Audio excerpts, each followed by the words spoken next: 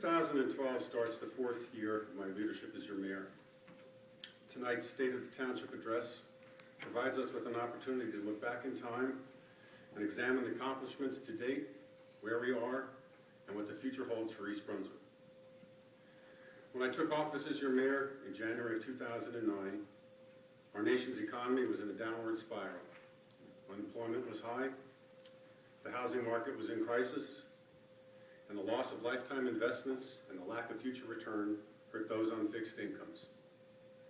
I understood that we needed to take decisive action in dealing with the issues presented.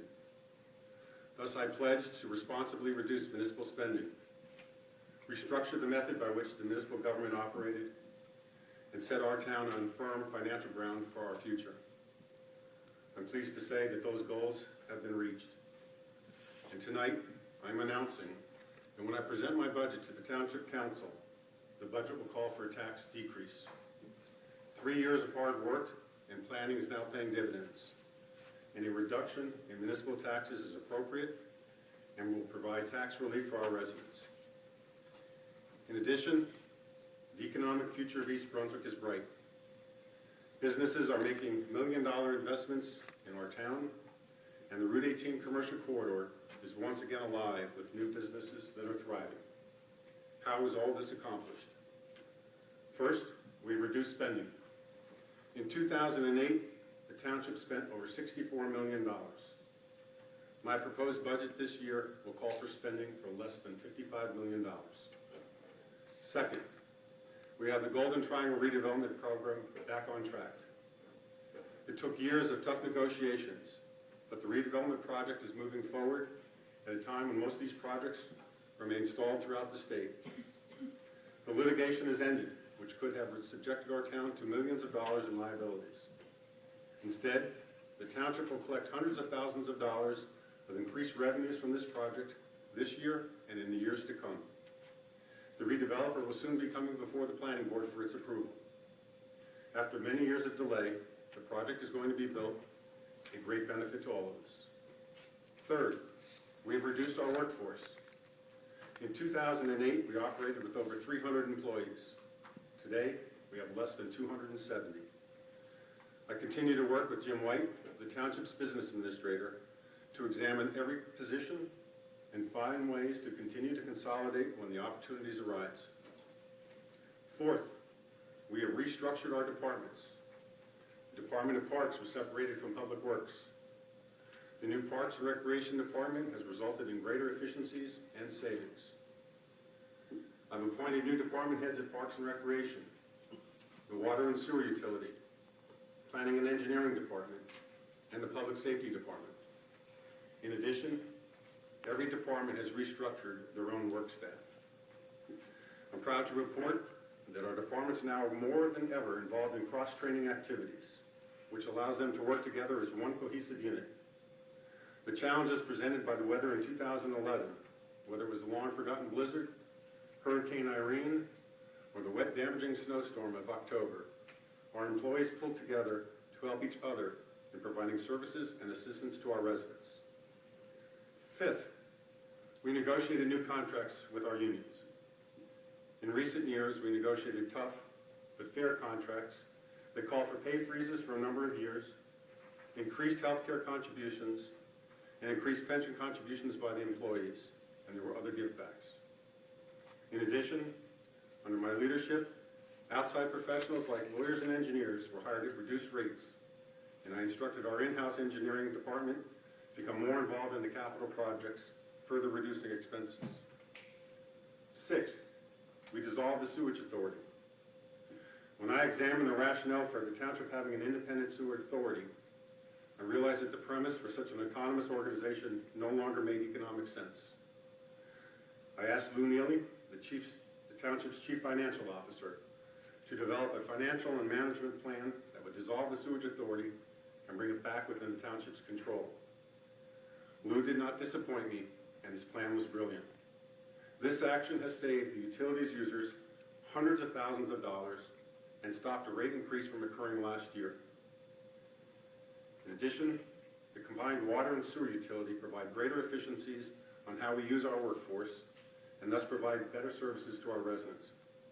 I'd like to thank Lee Jones, the Utilities Director, for seamlessly making this transition occur.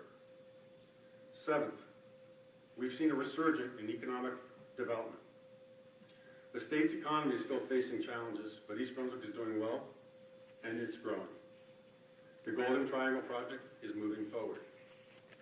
Summerhill Square is booming, with new stores like Annie Says, Five Below, Ulta, Pier 1, Torrid, Muscle Maker Grill, and a beautiful relocated David's Bridals. 3 new eating establishments, including a Chipotle, are being built at the square as we speak. The Chrysler Jeep Dodge dealership is back in business. Stop and Shop opened a new store. Harbor Freight Tools is opening a branch. Penny's underwent a major multi-million-dollar renovation and opened a Sephora in its store. Panera Bread and other merchants are moving into Brunswick Square Mall, and the mall is adding a new entrance. An application is pending before the Planning Board for the construction of a new modern drugstore on Route 18, and there are many more development plans in the pipeline. The vitality and the strength of the East Brunswick market has not been unnoticed by the business community. This economic resurgence provides our residents the opportunity to shop locally and also provides much-needed growth to the township's budget, thereby reducing the tax burden on the residential component. My Shop East Brunswick program continues to be successful, and the new East Brunswick Business Alliance is increasing its presence in the town. Eighth, we've continued to make investments in our infrastructure. I understand that challenging times continue to plague our nation, thus the economic restructuring I instituted and just described. But I believe it's equally important to continue to make investments in our community to protect our property values and the level of services that our residents demand. 2011 saw the opening of the Comfort Station at the Heavenly Farms Athletic Complex and the continued rehabilitation of the Pine Ridge Park, which will be completed this spring. Funding for both these projects were assisted by grants from the Middlesex County Board of Chosen Freeholders, and I'm thankful for the continued support of East Brunswick. We continue to repair miles of roads in our residential neighborhoods. We worked hard to comply with the 2013 FCC mandate of narrowband radio technology that will ensure better coverage for our first responders. After years of hard work, the price tag for this system was reduced by millions of dollars. Our financial strength has allowed us to borrow money at an interest rate of less than 1%. This is the time to continue to make investments in our future, as this interest rate is historically low. Next month, I will present a capital budget to the Township Council that will ask for the least amount of money in a capital budget in over 15 years. I've reviewed every departmental request, and I'm only supporting projects that are critical to meet the needs of our residents. We must continue to improve our residential streets. We must continue to ensure that our fleet of municipal vehicles is maintained. We must replace an aging, leaking library roof. These are not frills, these are absolute needs. I strongly encourage the Township Council to fund these valuable projects. Even though I continue to work on the 2012 operating budget, I know that each taxpayer will pay less money to support the municipal government this year. However, we will continue to offer the same services, if not better.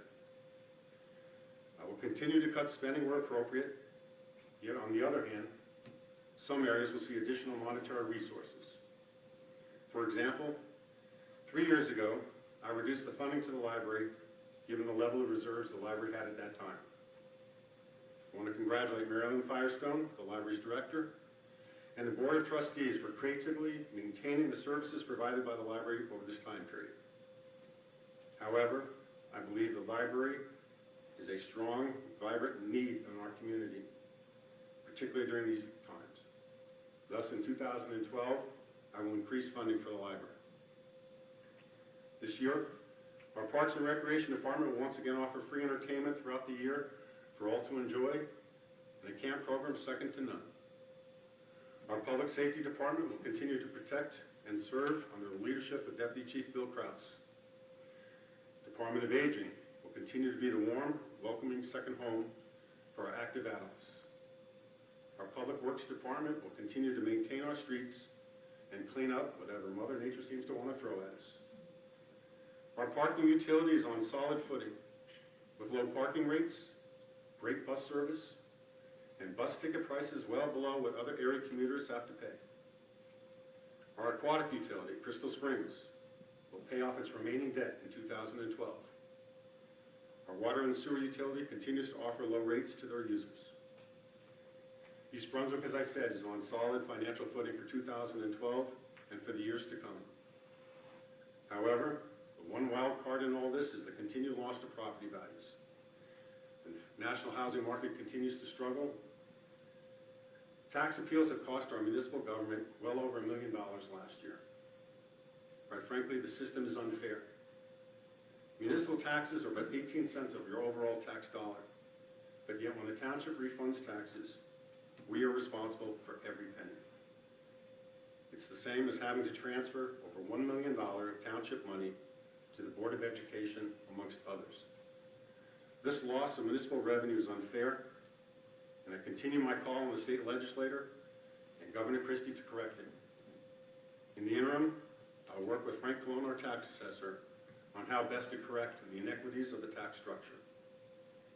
As mayor, I work with a great group of people, our municipal employees. I'd like to publicly thank them as they work hard every day with great care and dedication to ensure that the high level of services that our residents demand are provided in the best manner possible. I am most appreciative of their efforts. I'd also like to take this opportunity to thank the many volunteers of the 3 fire districts and the rescue squad, who every day are on the front line working to help our friends and our neighbors. Their dedication to our community is quite remarkable, and unfortunately, too many take them for granted. In conclusion, I'm very proud of where East Brunswick stands tonight. We're strong, we are growing, we're vibrant, and we're a diverse community. We're also a community of individuals who unselfishly volunteer their time and their creative minds to ensure that opportunities abound for all of us. We're a caring community whose municipal government has done its homework, can say that the economic corner has turned, that we can reduce taxes, and that the future will only continue to get better. Finally, we continue to have our men and women of the armed services in harm's way. I would ask that you join me in continuing to keep them and their families in our thoughts and prayers as they work to ensure the freedoms that we enjoy every day of our life. Thank you very much.